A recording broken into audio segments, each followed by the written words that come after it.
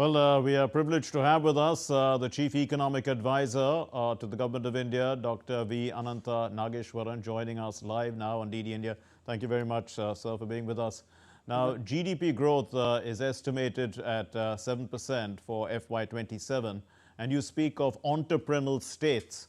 So to what extent is this already happening? What's already the case in India with this concept? You know, the Prime Minister talked about competitive federalism some time ago.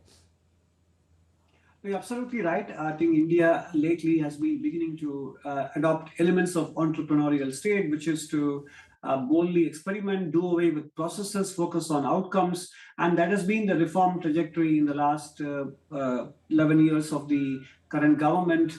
And I think we are seeing that accelerate, in particular in the last 12 months, whether it is the direct tax reform, the GST reform, notification of labor codes, opening up the insurance and the nuclear energy sector, creating a lot of trade agreements with multiple geographical regions in the world. So you are seeing a lot of risk-taking and entrepreneurialism in policy making. And it is not just something that happened in the past, but it is very much in the present and continuing as well. And that is one of the main reasons why we felt confident, despite the global environment, to be able to elevate our estimate of the economy's potential GDP growth. Right. Dr. Nageswaran, also inflation is benign, and analysts say that the RBI has room to continue monetary easing.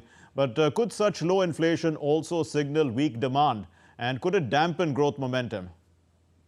Well, it's possible, but if you look at the reasons why inflation has been very well behaved, largely it is due to the deflation in food prices, and also energy prices have been well behaved. And if you look at core inflation, it's around 2.9%. It is neither too low nor too high. It's quite comfortable. So I don't think we are having a situation of inflation being too low as to signal weak aggregate demand.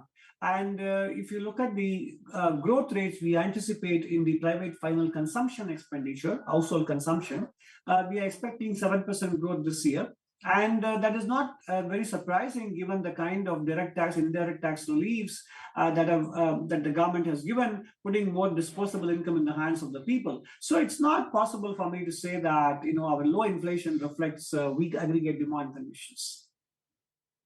So Nageswaran, also you did mention that the rupee's fall is linked to the current account deficit, and also that a growing economy will necessarily need more imports going forward.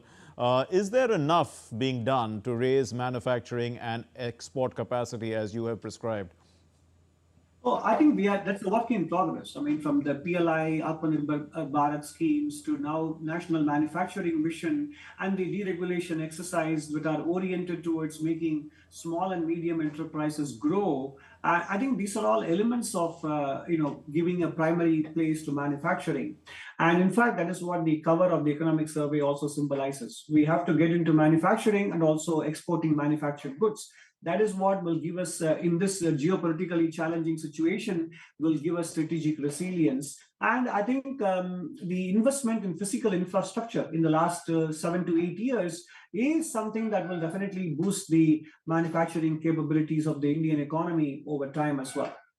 So you did mention physical infrastructure, and capital expenditure reached about 4% of GDP, but we are in turbulent times.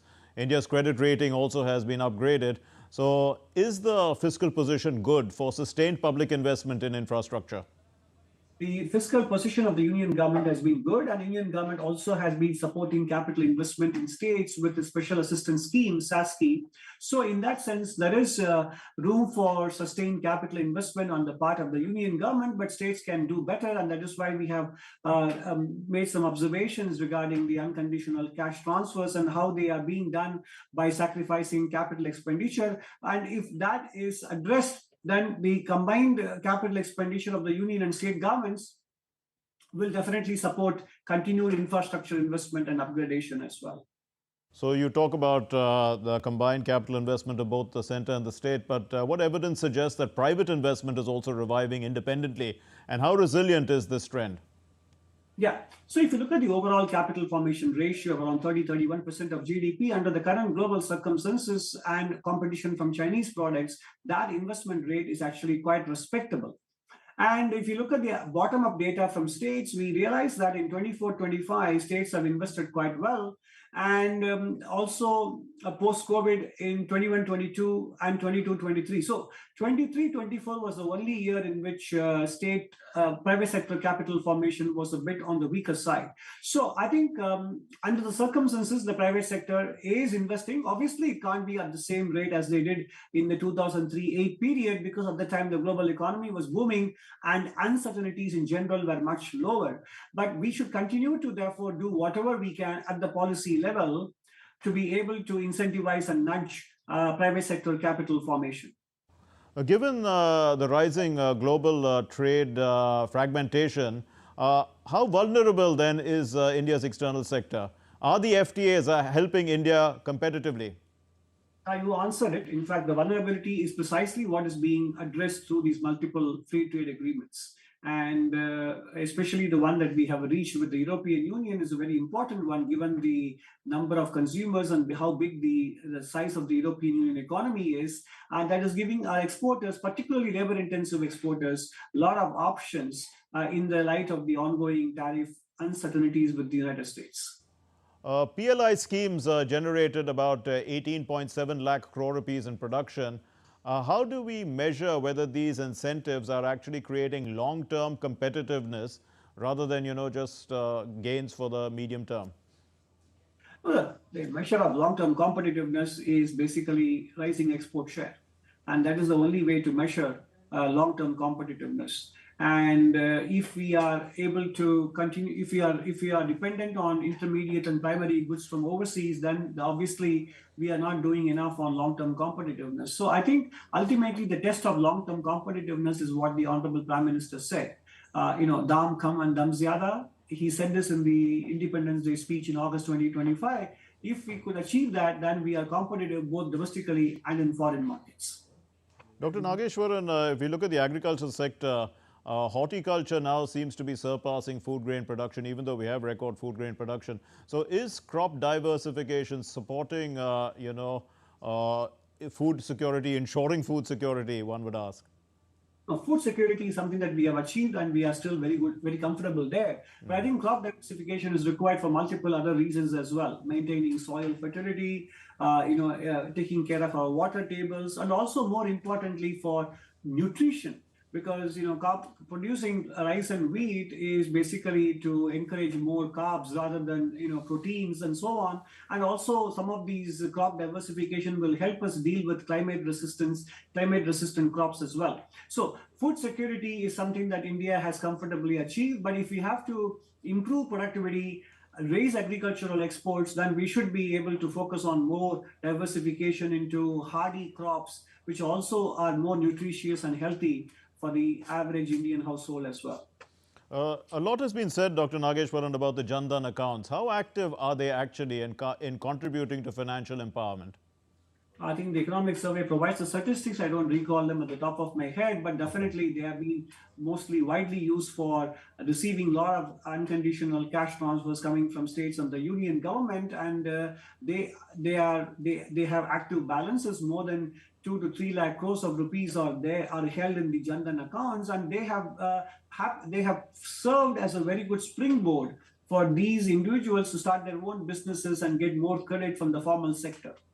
Are current labor reforms addressing underemployment and informal sector vulnerabilities as well, sir? Yeah, undoubtedly. In fact, the notification of labor code sends a very strong signal both to employers and employees that the government is keen on ensuring a fairness between these two stakeholders in the private commercial space, and more importantly, a certain predictability and the clear definitions of minimum wage and protection, at the same time giving employers flexibility in managing their workforce according to cyclical business conditions is also going to incentivize more job creation as well. Right. Can we wrap up? Yes, sir. Final question. One last question. You have mentioned about the three-tier disciplined Swadeshi strategy. How will policymakers actually decide which sectors need to be fitting into this? Because there's also high-tech industries. The economic survey in chapter 16 actually gives a 2x2 grid to understand and to specify which sectors we need to focus on and which we can do it later and leave it to market forces. But it's a combination of, or a trade-off between desirability and feasibility, and what is available in terms of technology, who's willing to share it with us, etc. And in some cases, we may even have to incur higher costs because they are so essential that we can't depend on foreign sources in this current environment. So that kind of a framework is there in the 16th chapter of the economic survey as to how to go about achieving Swadeshi or intelligent indigenization, followed by resilience and followed by strategic indispensability. Dr. Anantha Nageswaran, thank you very much for sparing the time to talk to us here on DD India.